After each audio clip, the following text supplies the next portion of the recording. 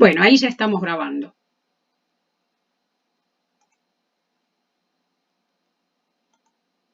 En realidad, bueno, para la gente que no está, vamos a decir que hoy es 13 de noviembre y que estamos charlando ya hace un rato, hace como fácilmente, a ver,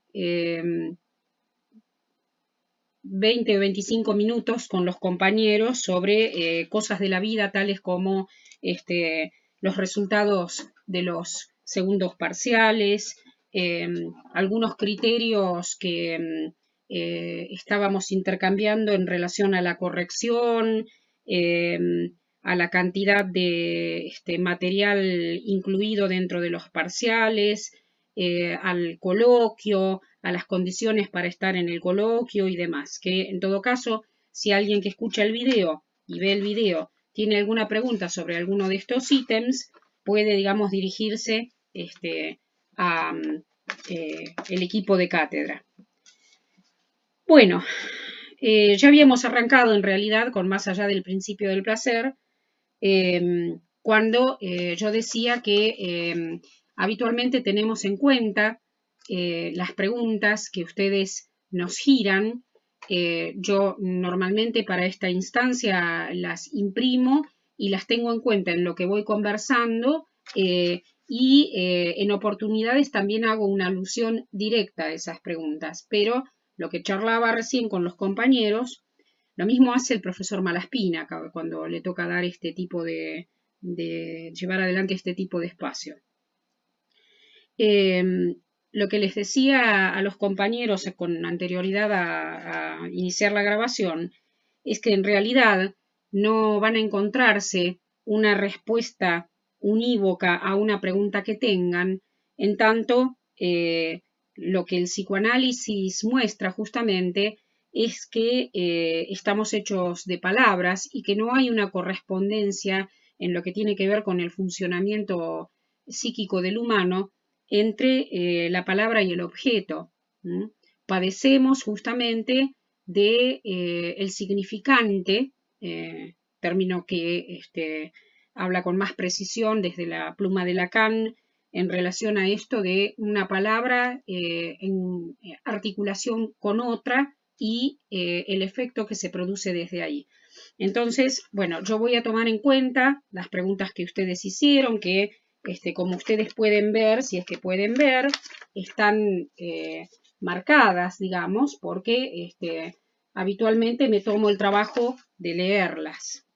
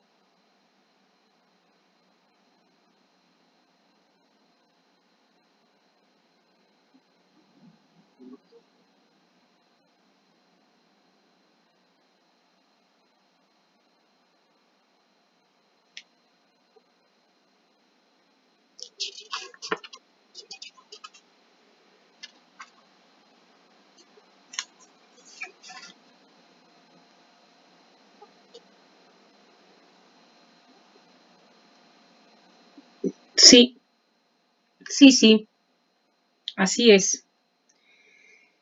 Bueno, yo creo que además la pregunta debería ser un recurso en todas las materias, pero bueno, con la nuestra ya tenemos bastante rock and roll, ¿no? Como para estar viendo si vamos a opinar sobre las otras.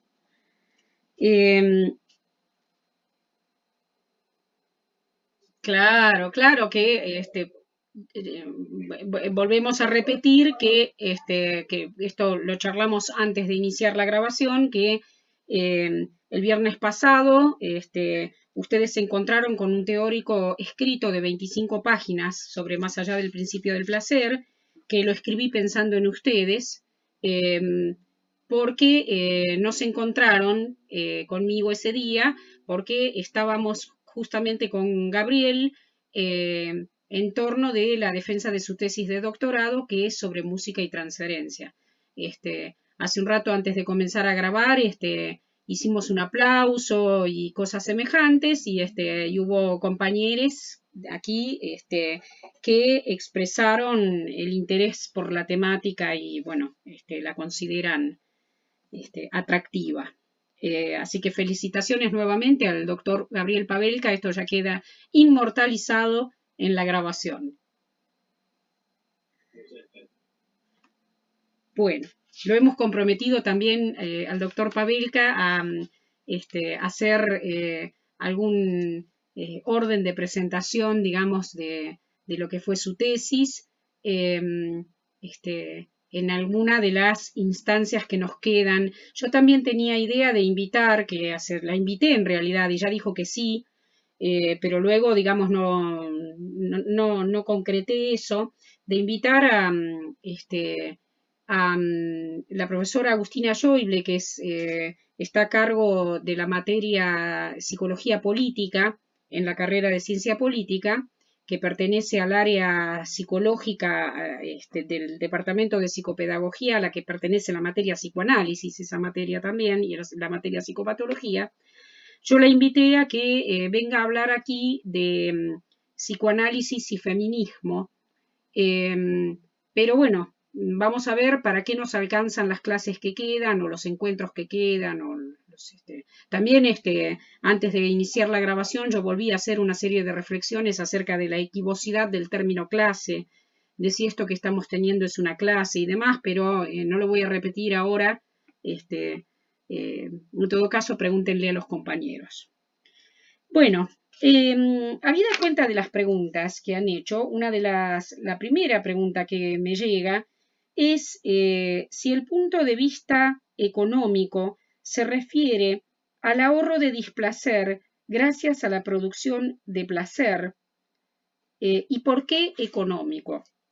Bueno, en el teórico que yo les dejé, que yo no sé con toda sinceridad cuántos pudieron leerlo, porque sé que estaban con parciales, trabajos prácticos y otras cuestiones. De los que están acá, con toda sinceridad, ¿cuántos llegaron a poder leerlo? ¿Alguno llegó a poder leerlo?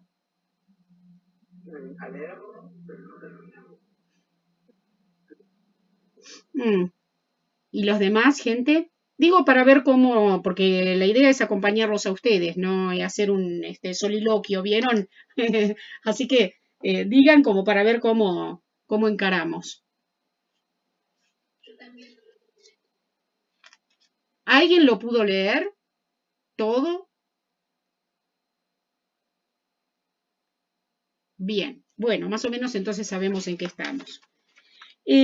Vamos a hacer para los que leyeron el primer pedacito, fíjense que yo lo que planteo allí al inicio es que para poder, digamos, tomar este texto que pretende ser, digamos, una apoyatura teórica, es imprescindible que primero lean el texto Más allá del principio del placer, que no les voy a preguntar si lo leyeron porque tengo miedo de la pregunta, no de la respuesta.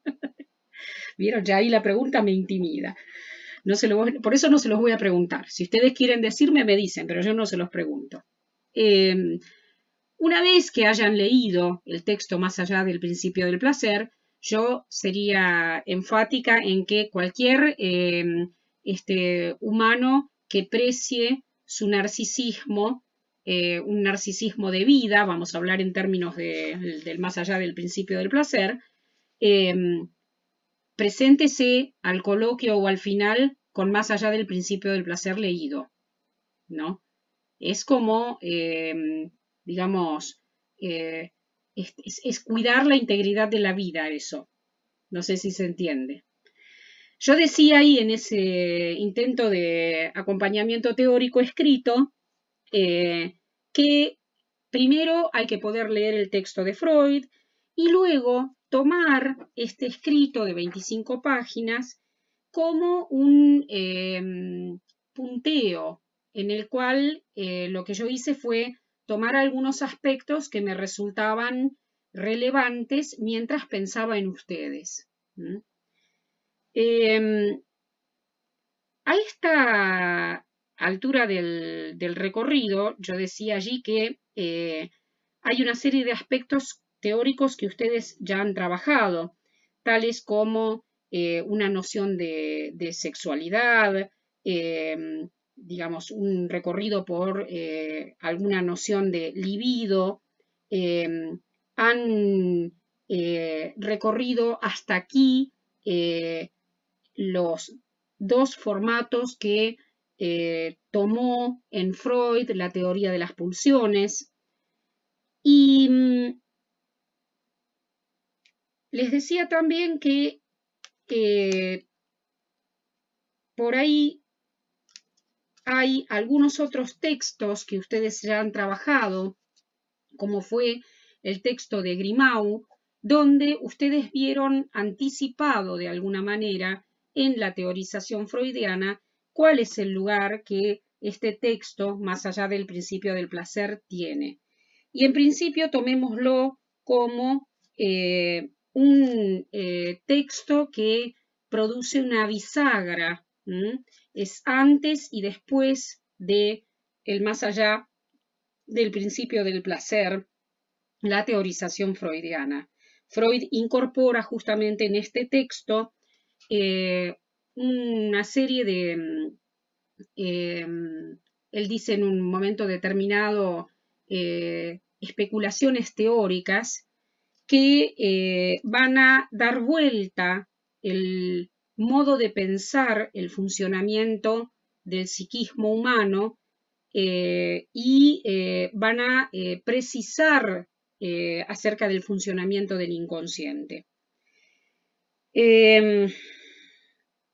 Bueno, hay por ahí una serie de cosas que ya están escritas, que las pueden revisar en este escrito que les dejé, que tienen que ver con que Freud inicia el texto planteándose que va a preguntarse acerca de las sensaciones de placer o displacer.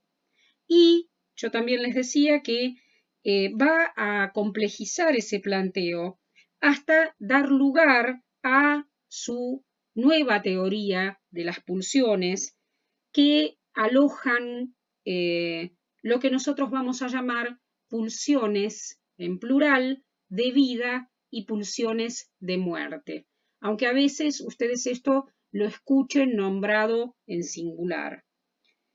Bueno, van a ir pudiendo ver a lo largo del texto de Freud que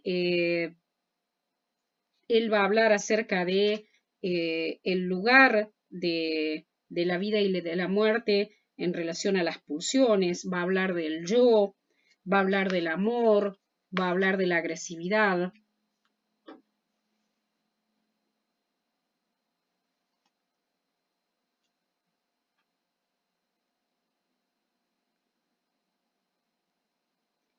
Y ahí va una consideración en relación a lo que era la pregunta de un grupo de compañeros que se preguntaban justamente respecto de qué es esto del punto de vista económico.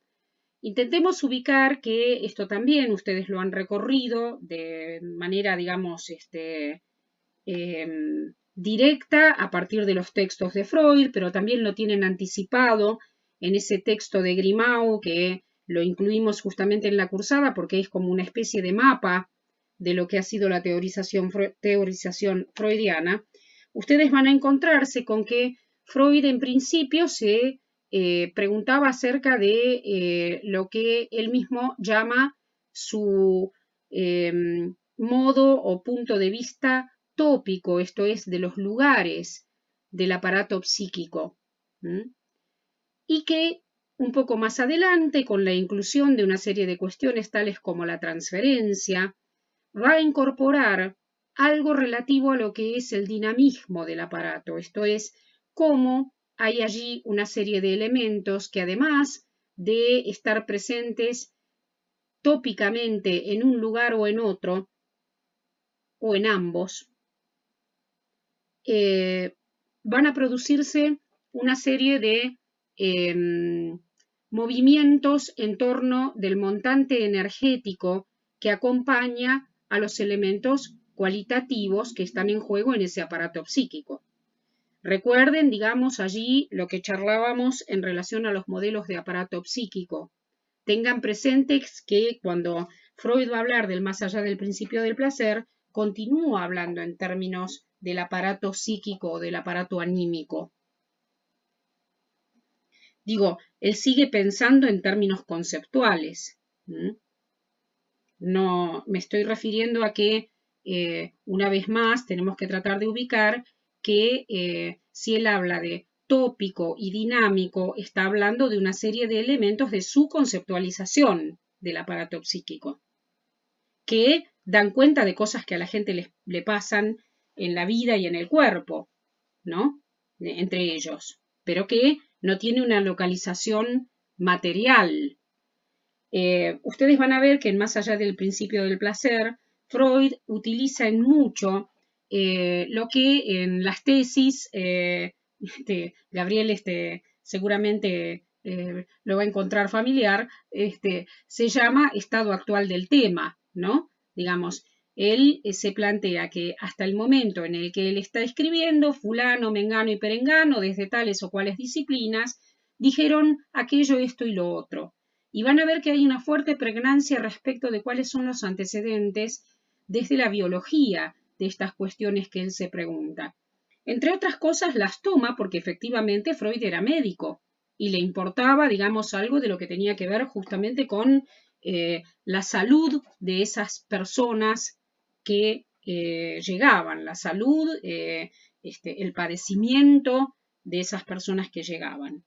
Nosotros luego con Freud trastocamos, ayer una persona se contactaba conmigo para hacerme una pequeña encuestita acerca de qué era la normalidad. Entonces, bueno, yo le hablé a esa persona de qué es lo que consideran los psicólogos, que es la normalidad, la gente que hace psicología, y qué es lo que el psicoanálisis no considera. El psicoanálisis no considera ninguna clase de norma de curva de Gauss en las que haya, digamos, una línea que sirva de referente, ¿no? Bueno, pensemos que cuando nosotros hablamos de salud, como charlamos al inicio de nuestros encuentros, no estamos hablando de salud en los mismos términos que podría hablar algún profesional que proviene de la psicología o algún profesional que proviene de la psiquiatría. Freud va a tomar allí, digamos, aportes de diferentes disciplinas, sobre todo de la biología y medicina de su época, y además un par de aportes relativos a cuestiones que se pensaban desde la filosofía y también desde algún escrito de algún psicólogo. Bueno, yo no voy a ahondar mucho sobre eso porque ese recorrido lo van a hacer ustedes cuando lean Más allá del principio del placer. No me dijeron si lo leyeron o no, pero no sé por qué, intuyo que tal vez no lo llegaron a leer del todo. Les voy a ahorrar ahora todo el pasaje por esos términos que en un momento determinado está bueno hacerse un mate o un café para poder ir retomando el hilo de hacia dónde quiere ir Freud con esas citas que trae de esos elementos que nos procuran los biólogos, los médicos de la época o hasta su época, ¿no?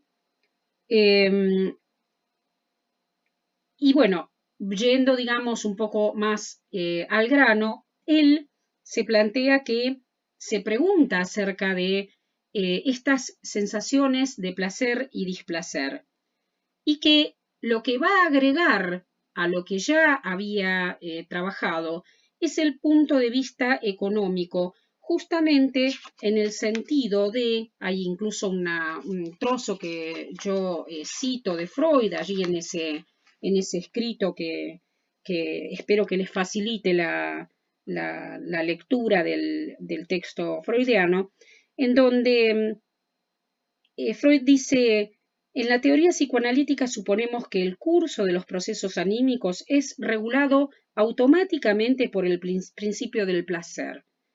Esto es, creemos que dicho curso tiene su origen en una tensión displaciente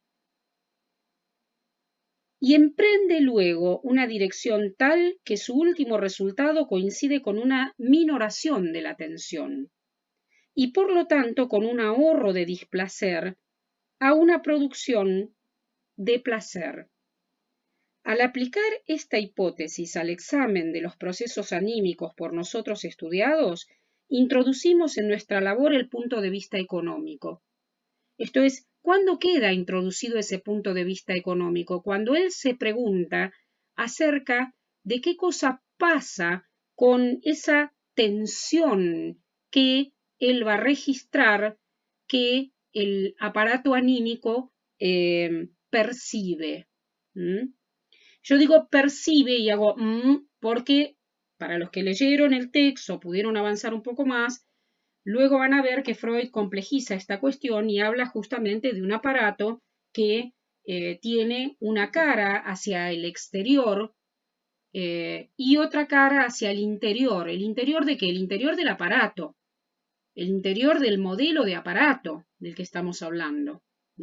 Digo, no es que yo me meto para adentro y eso es el interior. ¿Se entiende? Digo porque tenemos que despojarnos de una serie de nociones de la vida, digamos, cotidiana, en donde pareciera que lo que se nombra como interior es alguna cosa que le queda absolutamente accesible a la conciencia. Y una de las cosas que Freud va a decir aquí es que no todo queda accesible a la conciencia, que para ustedes ya es un dato viejo ese, ¿no? Porque venimos desde hace rato planteándonos eso. Pero concretamente va a poder ubicar allí como punto de vista económico la consideración acerca de aquella energía que en un momento determinado aparece como un exceso o una suba de tensión que en principio sería registrado como del orden del displacer esa suba y que luego al producirse una minoración de esa tensión y por tanto, dice él, un ahorro de ese displacer de la suba de tensión, habría una producción de placer. Esa consideración de cuándo sube, cuándo baja, cuándo hay placer, cuándo no lo hay, en el sentido justamente de los términos energéticos, es a lo que él llama punto de vista económico. Bueno, ustedes van a ir viendo que sí.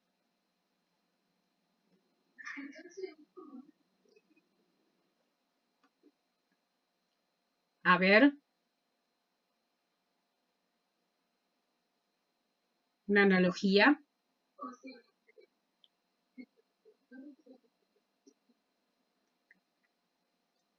Lo que ocurre es que el aparato mismo es un modelo, ¿no? El punto, digamos, de cuestión en estas teorizaciones es que nos valemos de conceptualizaciones en tanto no tenemos un referente. No podríamos decir que el aparato psíquico se vale de una analogía porque el aparato psíquico mismo lo es un modelo, digamos, y la palabra modelo también, digamos, un artificio, podríamos decir, ¿no? Es un artificio del cual nos valemos para explicar. ¿Se acuerdan que veíamos, por ejemplo, el blog maravilloso? Bueno, si nosotros pensamos en el blog maravilloso y pensamos que se trata de, espérense que decimos que el funcionamiento del aparato psíquico puede ser pensado como una pizarra mágica, digamos, un blog maravilloso, no estamos diciendo que el aparato psíquico es esto, ¿no? Esto es un modelo auxiliar, ¿no? Bueno, lo que ustedes están leyendo es un modelo auxiliar que da cuenta de qué, de las cosas que les ocurren a los seres humanos. No sé si eso queda claro, el equipo de cátedra si quiere aportar un poco más de luz a esto y la compañera que hizo el planteo.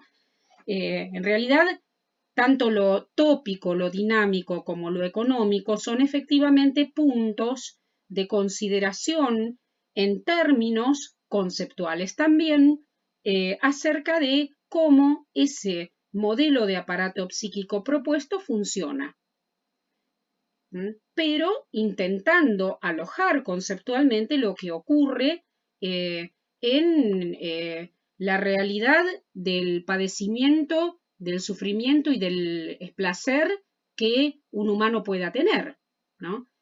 Ahí mientras la compañera piensa si esto que dije le aclara o le oscurece, tratemos de pensar que con lo que Freud se encontraba era con algo del orden de lo paradojal.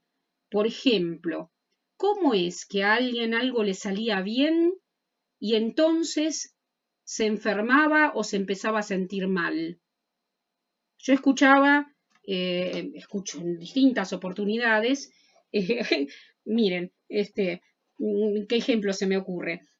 Personas que hacen un esfuerzo grande por llevar a cabo algo. Por ejemplo, me acordaba de una paciente que tiene una profesión ligada a la docencia. Entonces, bueno, hace mucho esfuerzo para poder conseguir determinadas instancias de transmisión y repetitivamente, luego de haber desarrollado esas instancias, le aparece una sensación de displacer, de malestar, de angustia y Freud habla incluso de una palabreja que cuando ustedes la encuentren en el texto de él, probablemente les vaya a resonar a cosa actual. Ella incluso habla de la sensación de estima o no por su propio trabajo, ¿no? Digamos, hay palabras que se utilizan más hoy día en toda la cosa de las que yo hablo ahí también en ese escrito, en toda la cosa de autoayuda, New Age y demás, que es esto de no solamente autoestima, vieron que no quiero decirlo y entonces no me sale. Hay una palabra horrorosa que utilizan mucho las personas que trabajan desde el coaching y toda esa cosa, pero no.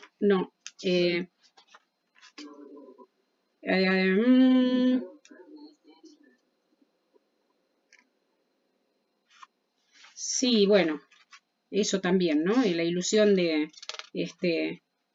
esa ilusión está tan diseminada que, por ejemplo, estos días yo charlaba con un grupo de profesionales que también se está dando en relación a cuestiones como cuando un niño está pensando sé como niña o varón, ¿no?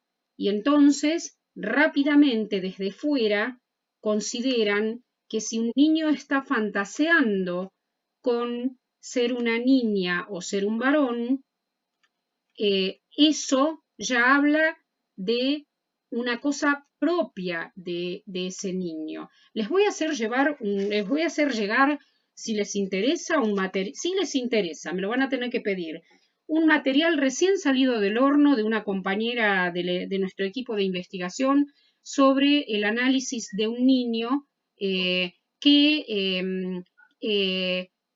está considerando ser niña y qué cosas se juegan allí.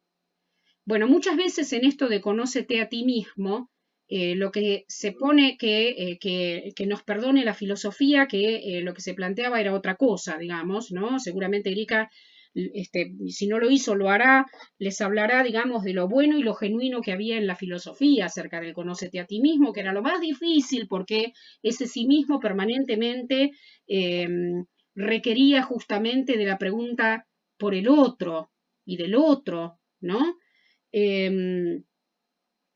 Pero digo, hay otro término que ya me va a aparecer, que, ¿cómo?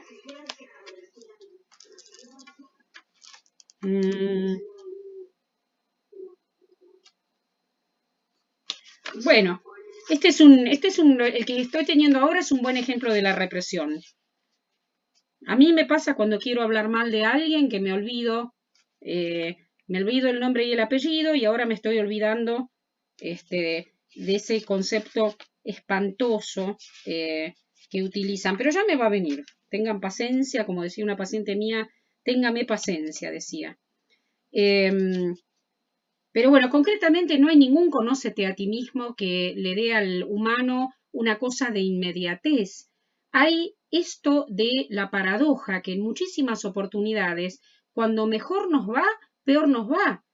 Que, por ejemplo, yo les decía de esta profesora que terminaba de dar una clase en algo que le habían ofrecido, que era una cosa, digamos, superlativa, que con la que ella había soñado desde que había iniciado su carrera, y termina de dar la clase, que además salió muy buena por lo que le decían los demás, y entonces, en ese momento, ella me llama para decirme lo angustiada que estaba, porque seguramente había salido terrible, y pensaba en lo que seguramente estaba pensando fulanita o menganita que estaban allí en el público asistente en torno de su exposición, que eran personas que ella calificaba de portadoras, digamos, de tales o cuales características de saber, por ejemplo, ¿no? De golpe se me transformaron, salvo Erika, todos en figuritas allí ahí vienen, ahí aparecen de nuevo. Hay un texto que escribe Freud en algunos tipos de carácter descubiertos por la labor psicoanalítica que se llama Los que fracasan al triunfar, justamente, ¿no? Como, digamos, un ejemplo extremo de esto.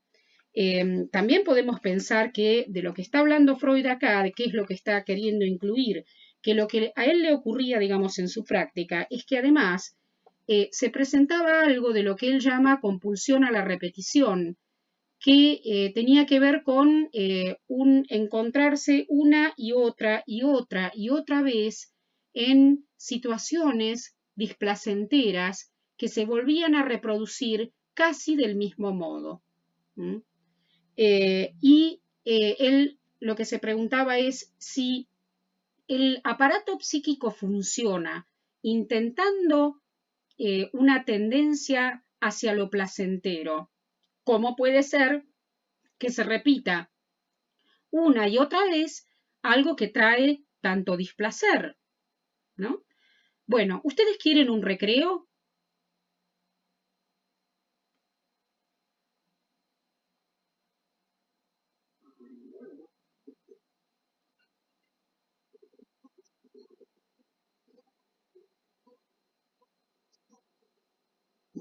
Sí, pero vamos a yo digo, bueno, podemos hacer 5 minutos de pausa, si están muy fusilados, y después trabajaremos 20 minutos más.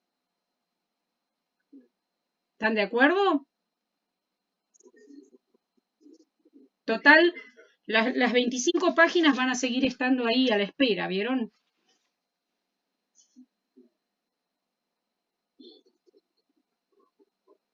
Sí, ese mucho más. Ese va a estar por siempre. De las 25 páginas estas se van a olvidar seguro, pero del otro texto no. Bueno, hacemos 5 minutitos de pausa.